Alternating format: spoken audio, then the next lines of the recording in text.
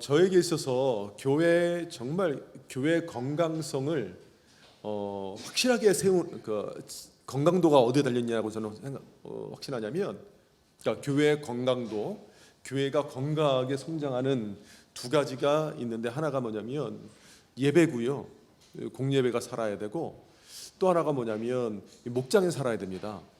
그렇기 때문에 저에게 있어서 이 목자 교육은요, 그냥 하나의 교육 그 정도 차원이 아니에요. 그러니까 우리 교회에 그 바이블 칼리지가 있고 모든 교육이 있지만, 저기에 있어서 가장 중요한 것 딱 두 가지가 있는데, 제자 훈련과 목자 교육입니다. 제자 교육의 목적은 뭐냐면 준비된 목자를 양성하는 거거든요.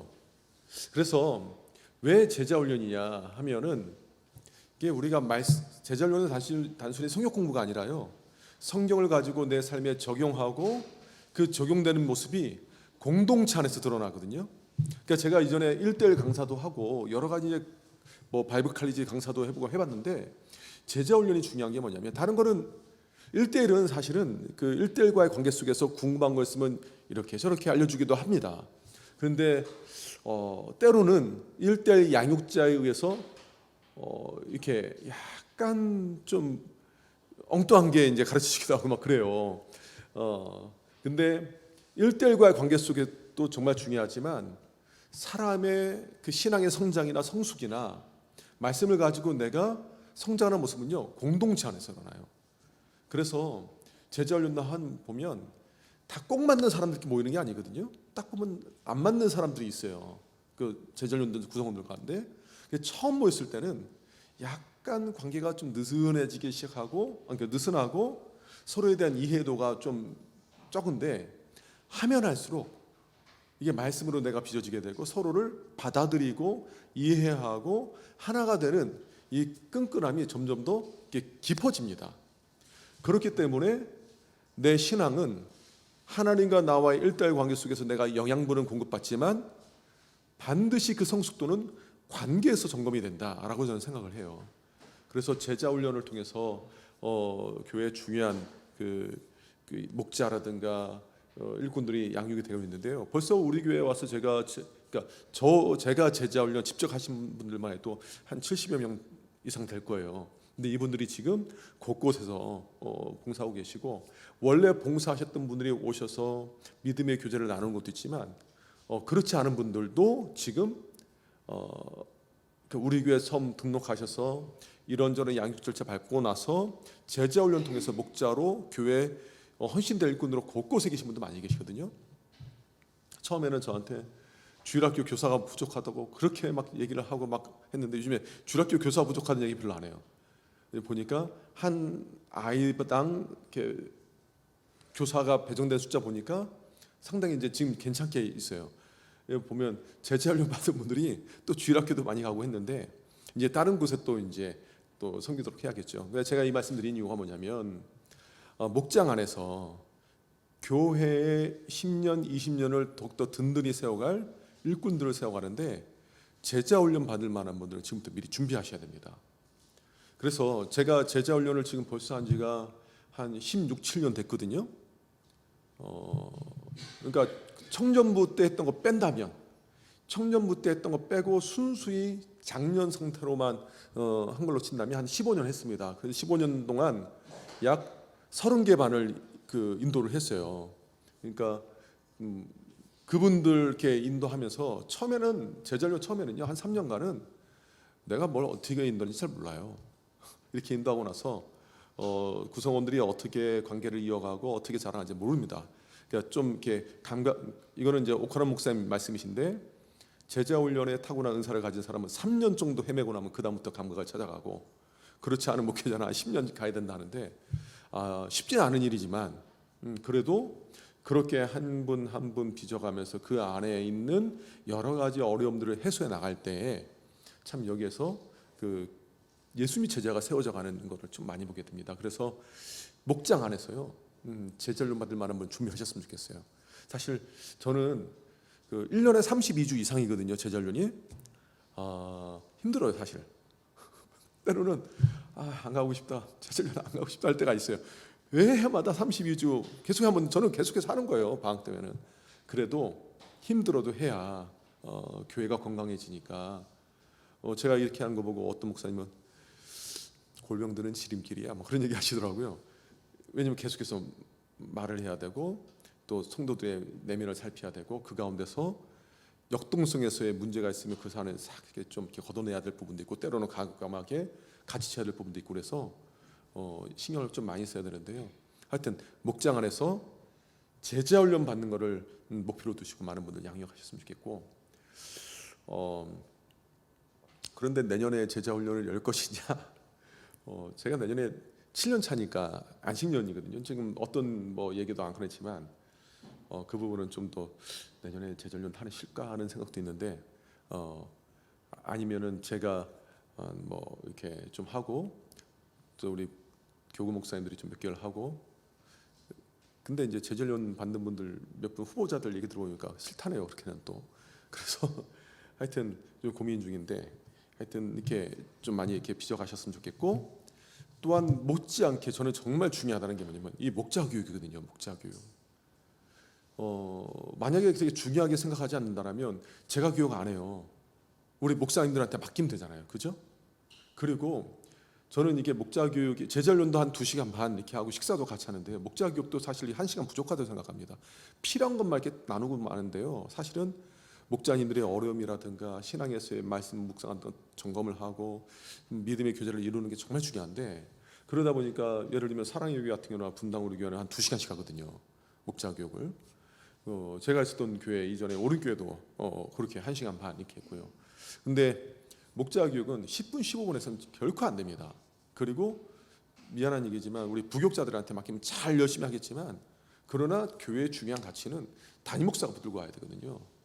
그래서 제가 지금 하는 건데 이렇게 말씀드린 게 뭐냐면 제가 우리 목자님들을 소홀히 대하지 않는다라는 거. 그래서 언제든지 기도 제목 있으면 얘기해 주셨으면 좋겠고 또 하나가 뭐냐면 목자 교육에 대해서 좀 느슨하게 생각하시면서 좀 이렇게 현장에 자리에 안 나오신 분들 사실 계세요.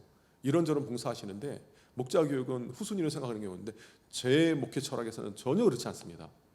다른 봉사를 좀 놓으시더라도 목자 교육하시고 그리고 목장님도 하시는 것이 저에겐 정말 중요한 가치입니다. 그동안 이것이 제가 제도로 하면 그동안 우리 교회가 그러지 않았었기 때문에 이게 부작용이 일어날 수 있어서 문화를 만들기 위해서 지금 계속해서 빚어가는 중에 뭐 코로나 터지고 지금 코로나 지금 20 사전차잖아요. 지금 엔데믹이긴 하지만 그래서 지금 충분히 이게 문화가 무르익지 못했는데 그게 저는 굉장히 좀 안타까운 모습이 있긴 한데요. 계속해서 이렇게 빚어가려고 하거든요. 그래서 주변에 안 나오는 목자 있으면 전도하십시오. 그래서 나올 수 있도록 회개하고 제가 좀 농담으로 말했는데 이게 나올 수 있도록 했으면 좋겠고 그리고 이제 목자님들과도 예전에 그 학기 종강할 때는 저랑 같이 뭐 식사 한번 하고 그랬었거든요. 그래서 올해 어떻게 하실까요? 식사 한번 하셔야겠죠, 그죠? 왜냐면 이게 식사를 같이 하는 거하고 안 하는 거하고 정말 다르거든요. 제자 훈련도 매주마다 식사를 같이 하니까 그 가운데서 믿음의 교제가 일어나고 끈끈함이 있는 것처럼 예수님께서도 제자들과 함께 식사하시고 함께 기도하셨던 것처럼 함께 식사를 하면 좋겠는데 제가 잠깐만요. 스케줄이 다음 주에 어떻게 되는지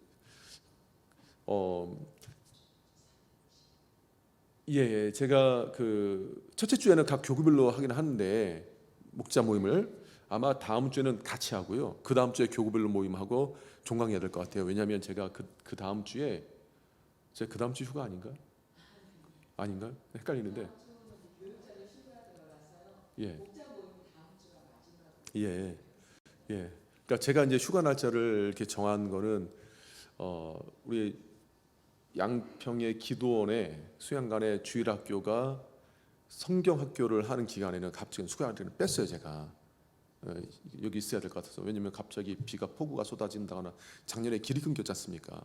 그렇기 때문에 그 기간에 제가 휴가 가는 게 마음이 안 놓여서 아이들이 기도원에 수련하는 기간 동안은 제가 이제 여기 지키려고 하다 보니 아이들 거기 안 간 기간이 있잖아요. 그때가 딱 한 줌이더라고요. 그래서 제가 그때 휴가를 가고 저희 아이들 학교 가는데 어떻게 해요? 아빠 따라서 이제 학교 째야죠. 학원도 그러면 안 되는데, 아이들 학업 생각하면 그러면 안 되는데, 벌써 저희 애가 지금 중2인데 그러면 안 되는데 뭐 어떻게 하겠습니까? 그렇게 하려고 하는데요. 제 기억에는 잠깐만요.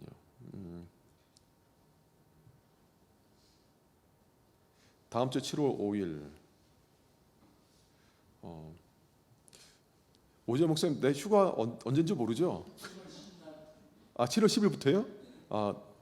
그때래요. 저도 몰랐어요. 그러면 다음 주가 사실은 마지막이거든요. 그러니까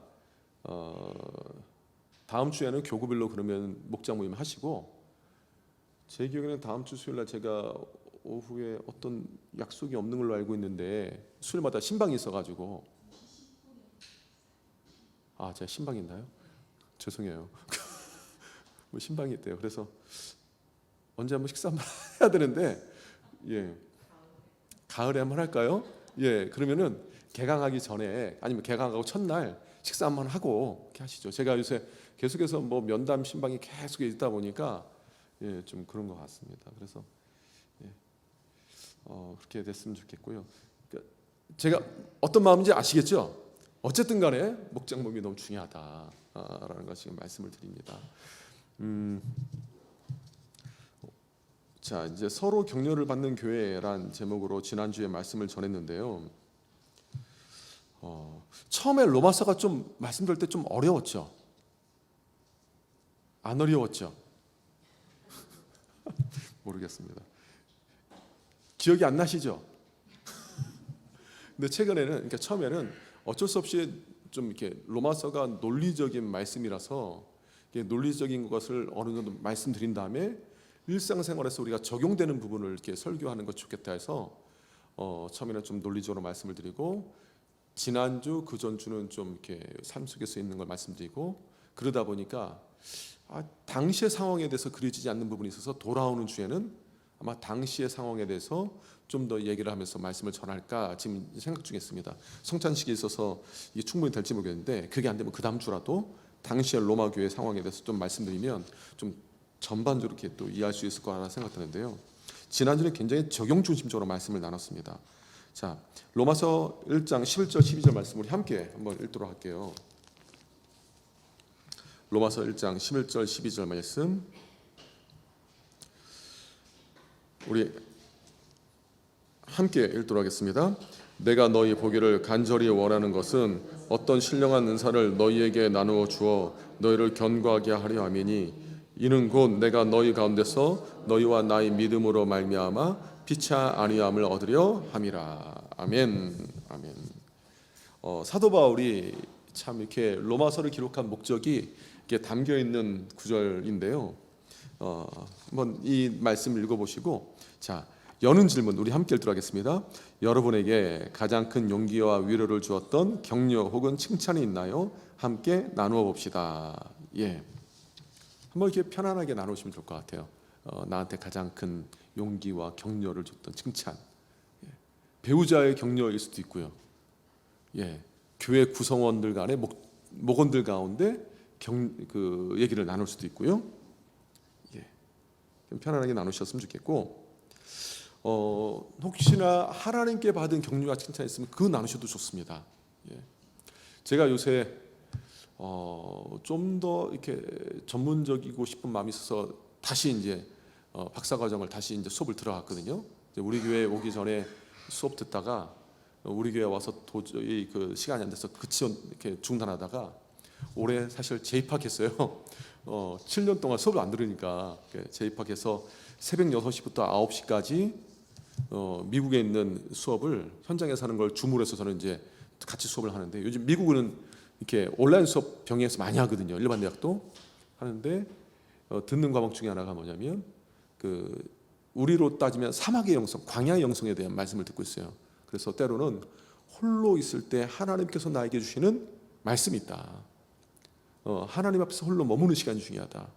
그래서 우리가 때로는 지치고 번아웃 될 때 홀로 있는 시간이 너무 중요한데요. 그럴 때 하나님께서 나에게 주셨던, 내 인생에 고난과 아픔이 있을 때 하나님께서 나에게 주셨던 그런 메시지, 격려를 나누셔도 좋고요. 또한 어떤 구성원들이 나한테 교회 우리 목원들이라든가 성도님들이 나한테 줬던 격려, 뭐 혹은 내가 누구한테 격려했는데 이분이 막 영혼이 살아나는 걸 느꼈다. 난 별 생각 없이 했는데 뭐 그런 내용들. 제가 이제 같이 수업 듣는데 어떤 목사님이, 그러니까 지금 수업 듣는 중에 젊은 목사님인데요, 우울증, 목사님인데도 우울증이 있는 거예요. 사실 목사님들 우울증이 꽤 있거든요.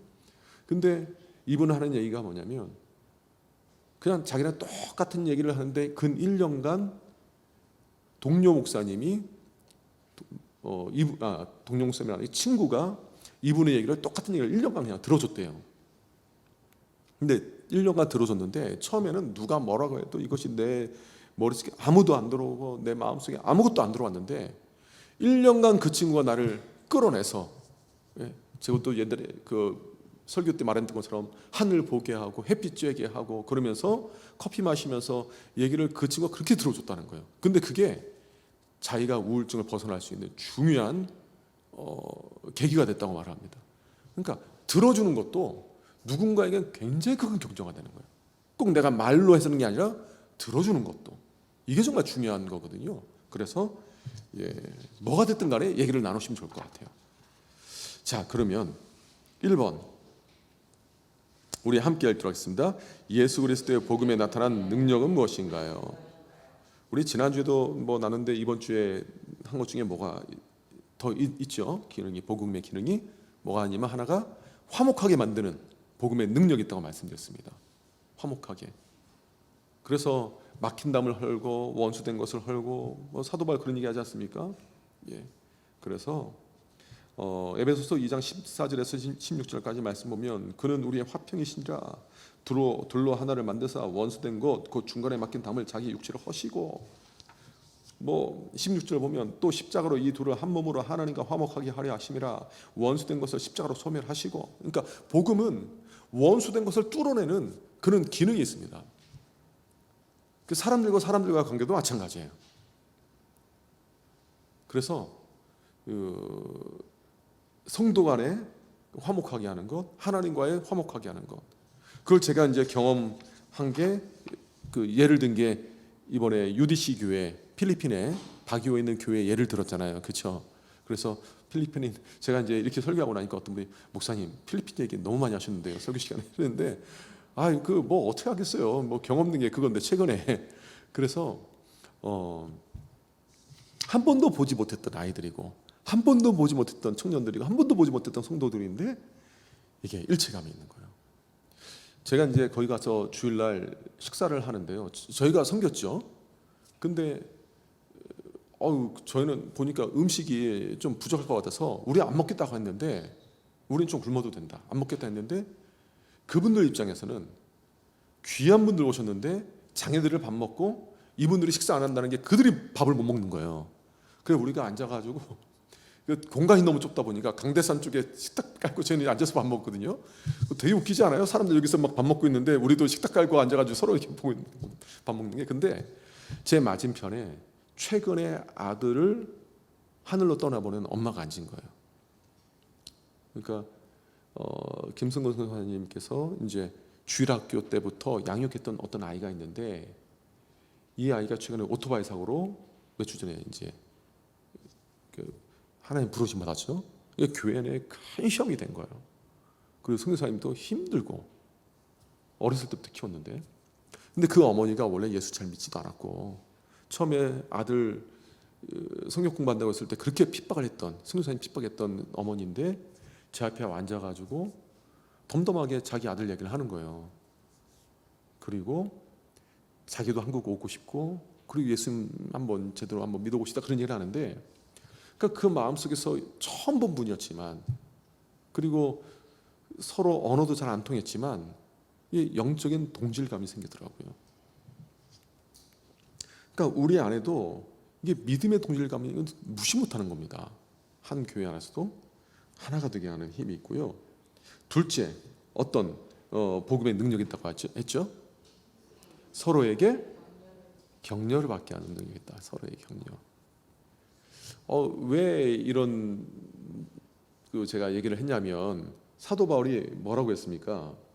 12절 보면 뭐라고 하죠? 이는 곧 내가 너희 가운데서 너희와 나의 믿음으로 말미암아 피차 뭘 받아요? 안위함을 얻으라. 그러니까 믿음으로 말미암아 피차 안위함을 얻는다. 근데 이 믿음을 가지게 하는 것이 바로 복음이니까 그렇잖아요. 예, 예. 그러니까 복음으로 믿음을 가지게 되고, 그러니까 믿음의 사람들끼리 만나면 피차 안위함을 얻는 거예요. 지금 우리 목자님들 계시면서 옆에 계신 목자님들 때문에 안위함 받고 있는 거 느끼시나요? 있죠. 예. 진짜 이게 평소에는 깊게 못 느끼더라도 어쨌든 간에 믿음의 교우들 만나면 옆에 앉은 것만 해도 이게 안위함을 느끼는 거예요. 피차. 이게 복음의 능력입니다. 예. 사도 바울도 그랬잖아요. 피차, 안위함. 이게 안위함이, 이게 저는 이제 무슨 뜻일까? 우리가 보통 쓰는 한국말인데 안위함이 무슨 뜻일까? 그래서 이 로마인들은 어떻게 사용했을까 찾아보니까 격려라는 말도 쓰이고요, 위로라는 말도 쓰입니다. 이게 두 가지 같이 쓰이는 거거든요. 그래서 우리는 안위라고 번역을 했는데 같이 쓰면 격려가 돼요. 그죠? 같이 쓰면 위로가 돼요. 같이 일을 해도 좋더라고요. 지난번에 기도원에 청소하러 갔는데 여기 같이 가신 분들 계시잖아요. 그죠? 예, 가셔서 저도 이제 뭐 하다가 뭐 하면 또 접시도 날려고 했는데 여기 접시 설거지하고 해놓은 거 제가 또 접시 날려고 좋더라고요. 설거지 하신 분들은 안 좋으셨는 것 같아요. 왜 와가지고 부담스럽게 그냥 저 되게 부담스러워 하시는 분들이 많아가지고 피차 안위함이 안 되는 것 같아요. 제가 끼면 꼭 식사 자리 가면 어떻게든 제 옆에 안 앉으려고 어쩜 그러시는지, 저렇게 나쁜 사람 아닌데 되게 부담스러운 사람이 되고, 예, 그래서 지금 제자반도 벌써 6개월 됐거든요. 근데 뭐라 하냐면, 목사님, 담임 목사님 어쩔 수 없어요. 앞으로 목사님 평생 그럴 거예요. 뭐 그러시는데, 예, 그래서 지금 6개월 동안 같이 있을 때도 제 옆에 안 앉으려고 그래요. 꼭 늦게 오는 사람 여기 제 옆에 앉으려고 하고, 그거 뭐 지금 반만 그런 게 아니라 그쪽 반도 그랬어요. 옛날에 다. 1기부터 다 그래요. 다. 근데 그래도 부담스럽지만 또 안위함을 얻고, 저도 이 목자 모임 통해서 안위함을 얻어요. 지금 저를 바라보신 눈빛이, 예, 뭐 이렇게 되게 막 웃음 지면서 보기도 하시고 뭐 이렇게 들어보는데 저도 굉장히 안위함을 받거든요. 예, 저에게 안위함을 받는지 어떤지 모르겠지만 이게 복음 안에서 이게 맺어진 믿음의 교제의 모습입니다. 저희가는요, 지금 물론 이제 우리 잠시새내교뿐만 아니라 예수 믿는 모든 교우가 보편적 교회로서 한 하나님의 자녀로서 다 믿음의 교제를 이루고 서로가 안위함을 얻고 그렇게 주 안에서 한 형제 자매이지만, 그럼에도 불구하고 사도 바울이 로마 교회 교인들 방문해서 안위함을 얻으려고 했던 것처럼 이렇게 우리가 믿음의 교제를 나누고 말씀의 교제를 나누는 가운데 가장 큰 안위함은 저에게는 당연히 잠실새내교죠. 그렇죠? 그래서 지구상에 있는 어떤 교회보다도 저에게 가장 좋은 교회는 잠실새내교예요. 다른 교회는 그리스도 안에서 한 형제자매고, 그렇지만 비할 수 없을 만큼 이 믿음의 교제를 나누는 교회가 가장 좋은 교회 아닙니까? 그렇죠? 안 믿으면 할 수 없고, 예. 그래서 어떤 교회도 저한테는 비할 수 없는 교회예요. 어떤 교회도. 예. 지금 제가 믿음의 교제를 나누고 제일 좋죠. 예. 그러니까 제가 그때 말씀드린 것처럼 화요일 날, 그러니까 단기 선교 끝나고 나서 밤새서 왔는데 그러니까 또 제자론 들어가고 또 뭐 이렇게 전화하고 뭐 상담하고 그날 저녁에 또 뭐 하고 다음 날 또 원래 신방 가기로 했는데 그분이 또 이제 여기 오신다고 해서 또 여기서 면담하고 되게 피곤했거든요. 그리고 나서 그렇게 하니까 사실 일주일간 사실 몸은 되게 피곤했어요. 피로가 안 풀리고. 그래도 감사한 마음으로 할 수 있는 게 뭐냐면 피차 안위를 얻거든요. 이게 재밌는 거예요. 사실 우리가 밤새서 고스톱 할 수 있는 이유가 뭐예요? 고스톱 치면서 피차 안위를, 그런 안위는 지금 우리 안위와 좀 다르지만 이게 말이 헛간대로 이렇게 팍 튀어나오면 안 돼. 하여튼가, 예, 재밌으니까 하는 거잖아요. 사람들이 기도는 밤새라고 해도 못하지만 그처럼 영적인 즐거움이 있고 기쁨이 있으면 몸이 힘들더라도 하는 거거든요. 예. 그게 바로 우리가 서로가 서로 하나님께서 우리를 복음으로 맺어 주신 그리스도의 몸입니다. 그리스도의 몸이에요. 그리스도 몸. 함께 지어져 가는, 그냥 나온 말씀이 아니잖아요. 함께 지어져 간다는 게, 교회가 함께 지어져 간다는 게 이게 그냥 나오는 얘기가 아니라요. 예. 그래서 서로 격려가 되는 교회, 주님께서 역사하시죠. 자, 이렇게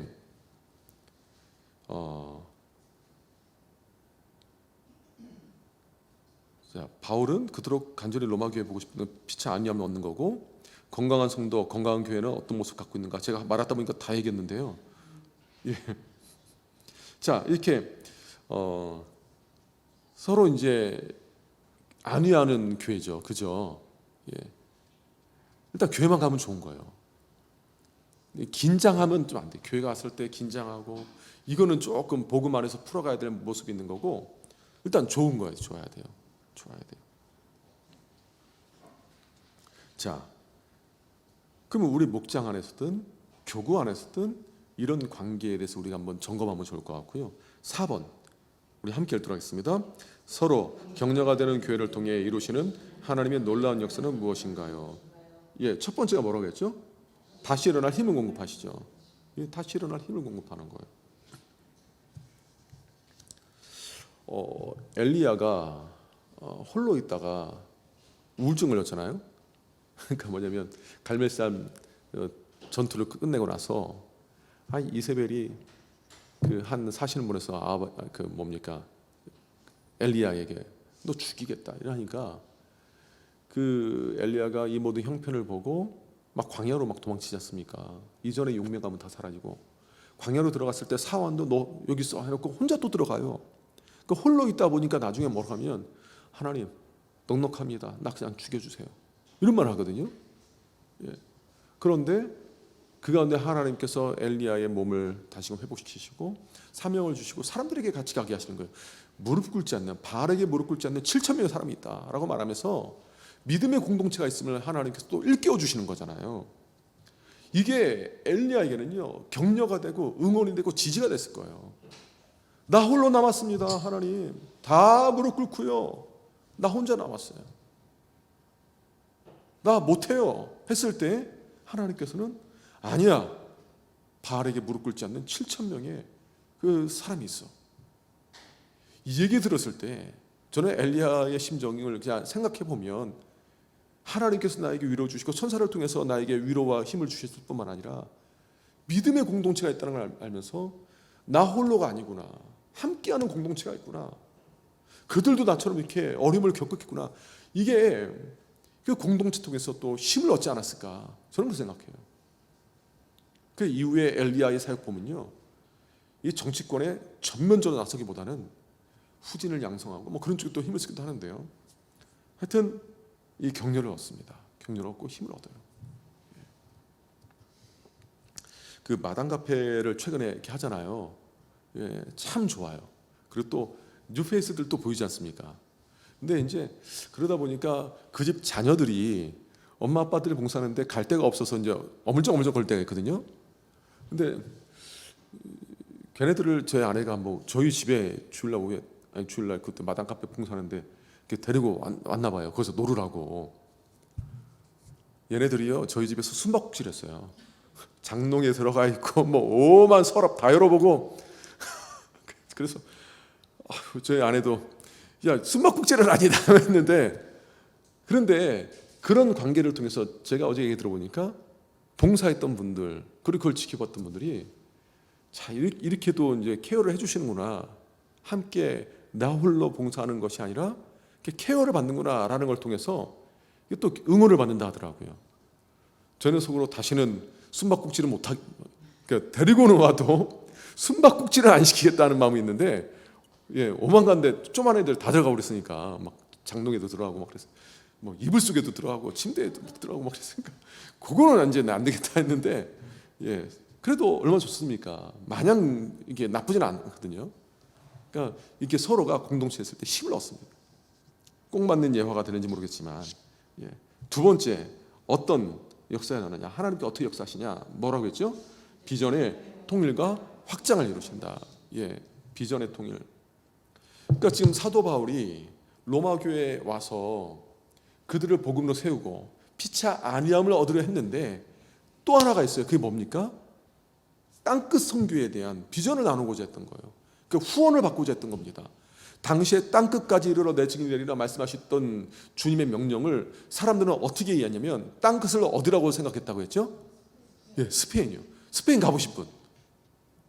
좋으시겠어요. 저 안 가봤거든요. 그 땅끝이라고 생각했던 사도 바울의 이 복음의 사역지에 대해서 당시에 스페인이 어떤지 제가 연구를 안 해봐서 모르겠어요. 얼마나 발전했는지 그건 모르겠습니다. 지금이야 유적지가 있고 뭐 아름다운 곳이라 말하지만 당시는 어떤지 모르겠어요. 제가 나중에 한번 연구를 해서 한번 말씀을 드릴게요. 그런데 여기에 대해서 같은 비전을 품기를 원했던 거예요. 로마 교회가 당시에는 핍박과 억압이 있었고요. 그리고 그 가운데 분열이 있었어요. 그러니까 스페인 선교를 꿈꿀 수 있는 상황은 아니었습니다. 왜냐하면 AD 49년에 유대인들 다 추방령을 내렸거든요. 황제가. 그리고 5년간 서로 뿔뿔이 흩어져 있다가 그 황제가 죽은 뒤에, 그러니까 당시의 법령은 뭐냐면 그 법령을 내린 황제가 살아있는 동안은 그게 구속력이 있는데 그 황제가 죽으면 그 다음 황제가 이것을 보고 받아들일지 말지를 결정합니다. 그냥 받아들이면 다시금 자신이 법령을 내면 이어지는 거고요. 법령 내리지 않으면 그 황제가 살아있는 동안만 이 법령이 효과가 있는 거예요. 그래서 로마서에 있는 말씀 보면 그것을 법령을 내린 자가 있는 동안만 이것이 구속력이 있는 거 아니냐라는 말을 하는데 이게 당시에 문화 속에서 나온 얘기거든요. 근데 그 글라우디오 황제가 이제 죽고 나요. 그리고 5년 뒤에 사람들이 그때 모여들거든요. 그 3년 만에 이 로마서 편지를 받은 거예요. 그러니까 AD 49년에 추방당하고 5년 지나서 54년도 몇 월인지 모르겠지만 그때 하나 둘 모이기 시작해서 55년 전부터 이제 같이 예배를 드려 하다가 보니까 같이 할 수 없으니까 7개 그룹으로 막 나뉩니다. 막 인종적으로 나뉘고요, 계급적으로도 나뉘어요. 그러니까 우리도 옛날에 막 사람 이름 보면 이 사람 신분을 우리가 알 수 있잖아요. 예를 들면 개똥이 양반의 자제일까요? 마당쇠 양반의 자제일까요? 그것처럼 당시에도 이름을 보면 이 사람이 이게 계급이 드러나는 경우가 있거든요. 그러니까 천민들은 천민들끼리, 유대인들끼리, 이방인끼리 이게 아픔이 있는 거예요. 그래서 사도 바울이 또 이 복음을 쓴 이유가 있어요.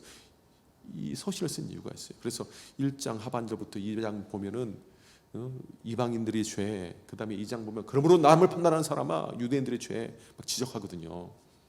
제가 이 말씀 드린 이유가 뭐냐면 제가 왜 이 얘기를 했죠? 근데 갑자기 기억이 잘 안 나는데 감사합니다. 그런 상황에서 이들이 비전이 하나가 될 만한 상황은 결코 아니었어요. 그러지 않았겠습니까? 대외적으로는 핍박받죠. 대내적으로는 분열이 있죠. 아픔이 있죠. 그러니까 비전이 하나 될 수가 있는 상황이 아니었어요. 근데 사도 바울이 이 로마서 편지를 쓰고 그들에게 복음의 말씀을 전함으로 하나가 되게 해서 비전을 스페인 선교, 세계 복음화를 위해서 꿈꾸게 하려고 했던 마음이 있었던 겁니다. 그러니까 복음은요, 우리를 하나 되게 하셔서 하나님께서 이 복음의 놀라운 은혜와 거룩한 영향력을 전하게 하고자 하는 그 비전을 꿈꾸게 하는 거예요. 예수님 12제자도 마찬가지 아닙니까? 얼마 전까지만 해도 누가 더 크냐 싸웠는데 예수님께서 부활하시고 승천하실 때 뭐라고 했어요? 땅 끝까지 이르러 내 증인이 되리라. 그 뒤로 제자들 모습 보십시오. 이 복음의 가치와 복음의 의미를 성령 안에서 깨달은 뒤에는요, 이들이 나뉘는 얘기가 없어요. 이전 같지가 않아요. 복음의 가치를 깨달으니까 곳곳에 복음을 전하고 그곳에서 순교를 당하는 그런 일들도 일어나지 않았어요? 쓸데없는 거 이것 때문에 발목 잡지 않아요. 물론 당시에는 수천 년간 이어져 내려왔던 혈통주의적 그것이 있었기 때문에 어떻게 이방인들에게 복음을 전하느냐 이 얘기가 있었지만, 그러나 그 가운데서 하나님께서 하신 일들을 들으니까 이방인에게도 하나님께서 성령을 내리시는구나 깨닫고 자신들의 생각을 완전히 꺾어버리거든요. 그러니까 편견도 깨버리는 복음의 능력이 있는데 지금 사도 바울도 그러고자 했던 거죠. 그런데 그 가운데 하나님께서 각자에게 주신 은사가 있잖아요. 그렇죠? 은사가 이전에는 내가 내 편의와 안위를 위해서 사용했더라면 나 이런 재능이 있다고. 그런데 복음 안에서 이것이 한 지점으로 모입니다. 그러니까 내가 받은 은사를 가지고 교회를 세워나가고요, 내가 받은 은사를 가지고 각각 맡은 자리에서 하나님의 영광 위에서 살아가는 거예요. 우리 교회도 보면 지금 각자 맡은 은사를 가지고 봉사를 하잖아요. 그렇죠? 세상에서 이 봉사하라고 하면 누가 하겠냐고요. 새벽에 지난주에 제가 제자훈련 보충 수업을 했거든요. 그러니까 제가 이제 휴가를 그 기간에 간다고 하는 이유 때문에 제자훈련을 그때 이제 못 하게 되니까 주일날에 보충 수업하자 했어요. 그 어떤 집사님들이, 그러니까 화요일날 봤던 집사님들의 모습과 주일날 오후에 봤던 집사님들의 모습은 너무 다른 거예요. 화요일날 오전에 모였을 때는요 에너지가 있고 막 웃음도 있고 그러는데요, 주일날 오후에 봤을 때는요 보니까 새벽 6시에 와가지고 그때 뭐 이렇게 뭐 봉사하고 뭐하고 하니까 이제 다들 말할 기운이 없어가지고, 그러니까 주일날 오후에 제자반이 쉽지 않은 건 특히 남자들 좀 이해가 돼요, 제가. 근데 다들 막 이렇게 막 힘들어서 하더라고요. 근데 사회에서 같았으면 이렇게 했겠냐고요. 힘든데 의무감을 가지고 새벽부터 나와서 했겠냐고요. 우리 지금 이 자리에 계시는 우리 목자님들도 봉사하면 내로라, 그러니까 남부럽지 않게 많이 하셨잖아요. 지금도 하고 계시고, 아닌 척 하시지만, 겸손하셔서 아닌 척 하시지만 하시잖아요. 왜 그렇습니까? 주의 은혜가 복음 가운데 녹아져 있으니까 해야 된다라는 거룩한 부담감뿐만 아니라 자원함으로 하게 되는 그 가운데 하나님 주시는 은혜가 있으니까 하는 거잖아요. 뭐 주일학교 봉사가 됐던, 식당 봉사를 또 하게 될 건데, 뭐 우리 임선희 권사님도 오랫동안 식당 봉사 하셨는데 그 누가 그렇게 하라고 합니까? 저희 어머니가요 식당 봉사 오래 하셨어요. 제 모교에서. 목사님은 엄마라는 이유로 거절도 못하고. 참 야비해요. 야비가 아니라 치사해요. 진짜 제 모교의 권사님들이. 목사님 엄마가 해야지, 목사님 엄마가 안 하면 누가 해, 이래가지고 우리 어머니가 아무 소리 못하고 지금 그때 목자로는 38년 하셨고, 그리고 목자도 3개 목장을 맡겼어요. 한 목장은 정신적으로 불안한 분들, 우리로 따지면 거리가, 한 분은 우리로 따지면 길동에 계시고, 한 분은 잠실에 계시고, 한 분은 저기 흑석동에 계시고, 막 이렇게 제가 봤을 때 너무 화가 나더라고요. 근데 이렇게 하고, 식당 봉사도 목사님 어머니라고 하니까 못하시게 하신 거예요. 근데 딱 그 모습 보는데 임선희 권사님 보니까 도저히 안 되겠어요. 권사님도 너무 고생하셨는데, 그래서 권사님 내려놓으시고 다음 사람 찾겠다 하고 막 일일이 전화드리고 해가지고 막 했던 거 아닙니까? 그러다 이제 코로나 터지고 하긴 했지만, 근데 생각해 보십시오. 우리 지금 이 자리에 계신 권사님들, 집사님들 봉사하는 거는 각자 주신 은사를 가지고 그리스도의 몸된 교회를 세우고자 하는 그 거룩한 마음이 있기 때문에 한 거잖아요. 주님의 부르심이 있으니까. 그러니까 이 복음의 능력이 우리가 비전 안에서, 복음 안에서 하나의 비전을 가지게 되고, 그리고 각자 주신 은사를 가지고 서로 섬기면서 하나가 되는 그런 역사가 일어난다는 거죠. 자, 5번 질문 우리 함께 읽도록 하겠습니다. 바울이 로마 교회 성도들을 견고하게 세우고자 한 것처럼 우리에게도 복음으로 인해 막힌 관계가 회복된 형제자매가 있습니까? 복음의 능력으로 화목한 관계를 이루어가야 할 삶의 자리는 무엇인지 보십시오. 이 부분 자유롭게 나누시면 될 것 같아요. 있을 거예요. 한두 번 딱 걸리는 관계가 있을 거예요. 그거 어떻게 보면은 자연스러워요. 왜냐하면 서로가 오해가 있을 수 있고 서로가 그럴 수 있잖아요. 베드로도 예수님께 대들었어요.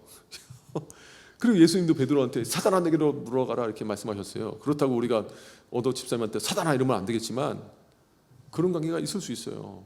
그러나 다시금 그 뒤에 예수님과 베드로의 관계를 보십시오. 어떻게 됐는지. 갈라졌습니까? 그건 아니잖아요.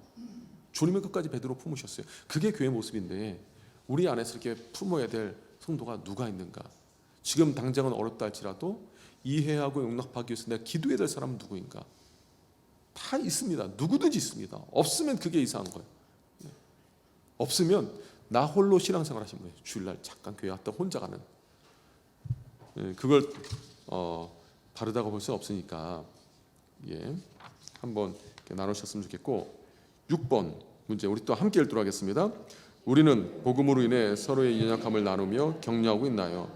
믿음의 공동체 안에서 서로를 위로하며 함께 하나님의 거룩한 뜻을 이루어가기 위해 개인과 가정, 목장이 실천해야 할 상을 구체적으로 정해 보세요. 복음으로 함께 세워가야 될 사람이 있는가? 이거는 내 받은 은사 있잖아요. 은사를 가지고 내가 한 영혼을 위해서 어떻게 섬길 것인가를 서로 나눠보게 하는 겁니다. 근데 새신자 같은 경우는요, 처음부터 이렇게 무리한 요구를 할 수는 없고 복음을 알아가야 돼요. 교회 양육 훈련도 받아가고 말씀 가운데 서로 세워가고 그걸 하시고 대신 꿈을 꾸게 하셔야 됩니다. 집사님도 아니 성도님도 나중에는 이런 일을 하셔야 됩니다. 부담스럽지 않게 이렇게 잘 얘기를 해주셔야 되고, 그리고 내가 정말 신앙생활하고 얼마든지 봉사할 수 있음에도 불구하고 안 하신 분들이 있으면 그분의 영혼의 성숙을 위해서, 그분을 위해서 그분이 감당할 수 있을 정도의 봉사자료를 이끄는 게 중요해요. 그래야 내 믿음이 성장하고 복음의 가치를 나눌 수 있습니다. 혹시 여기까지 질문 있으신 분? 없으시죠? 알겠습니다. 그럼 기도하고 마치도록 하겠습니다. 하나님 아버지 감사합니다. 오늘 목장 모임 위하여 목자 교육을 진행했습니다. 나의 하나님께서 함께하여 주셔서 우리 모든 목자님들 성령 충만케 하여 주셨고 복음으로 충만케 하여 주셔서 하나님 이 복음의 역사심이 우리 목자님들의 삶과 가정 가운데 충만하게 일어나게 하여 주시옵소서. 복음으로 목장들이 일어나게 하여 주시옵고, 하나님 우리 목자님들의 그 성령 충만함 속에 하나님께서 주시는 평안과 기쁨이 넘쳐나게 하여 주시옵소서. 모든 것을 주께 택하며 예수님의 이름으로 기도합나이다. 아멘. 수고하셨습니다. 감사합니다.